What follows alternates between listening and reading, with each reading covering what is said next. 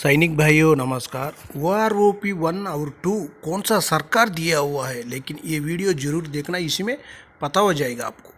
One rank one pension पर मोदी सरकार की धोखेबाजी आज फिर उजागर हो गई।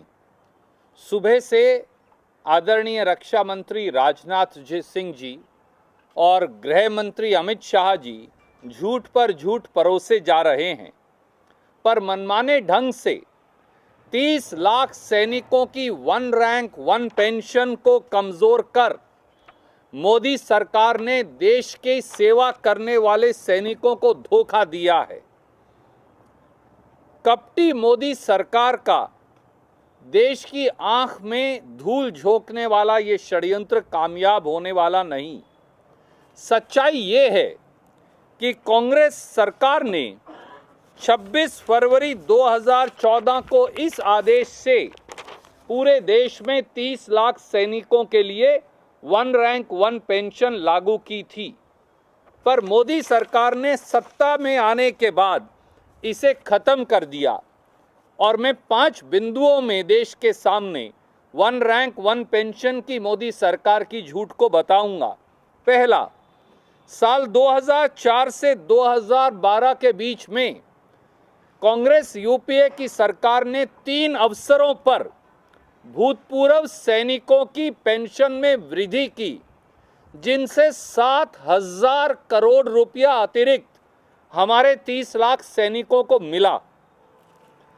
17 फरवरी 2014 को संसद में बजट के दौरान कांग्रेस के यूपीए के उस समय के वित्त मंत्री और रक्षा मंत्री पी चिदम्बरम जी और AK एंटनी जी ने वन रैंक वन पेंशन देने की घोषणा की।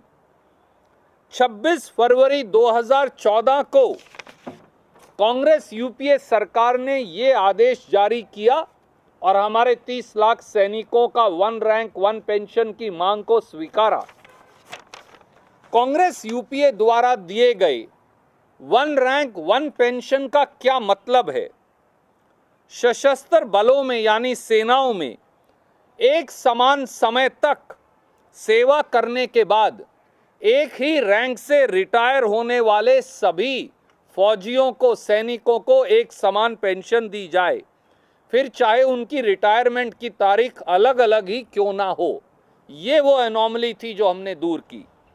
और भविष्य में भी मिलने वाली पेंशन वृद्धि जो है उसका स्वयं फायदा पुराने पेंशन गृहों को भी मिले, यानी बाद में अगर बढ़ गई तो बाद वाली वृद्धि का फायदा भी पेंशन लेने वाले सैनिकों को हो। इसको पूरे सैनिकों ने स्वीकार किया।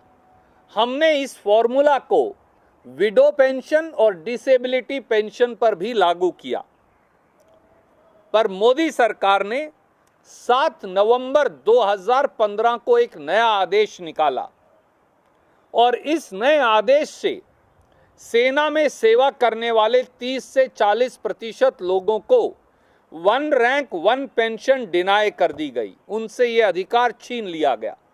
कारण, इस 7 नवंबर 2015 के मोदी सरकार के आदेश के मुताबिक यदि आप स्वेच्छा से सेवा निवृत्ति ले लेंगे, प्री मैच्योर रिटायरमेंट ले लेंगे, तो आपको वन रैंक वन पेंशन नहीं मिलेगी। सैनिक भाइयों, आप लोग जो प्रीमेच्योर PMR जो प्रीमेच्योर रिटायरमेंट लेने से वन रैंक वन पेंशन नहीं मिलेगा। आप कौन सा बेसिक में कौन सा पेंशन में आया, आपका पेंशन वही ही रहेगा। आपको बढ़ोतरी कब होगा बोलने से, आपको कोई पे कमीशन आने से उसी टाइम में आपका बेसिक में बढ़ोतरी, आपका पेंशन में बढ़ोतरी होगा। लेकिन OROP 1 हो, 2 हो, 3 हो, 4 हो, 5 हो, आपको इफेक्ट नहीं होगा।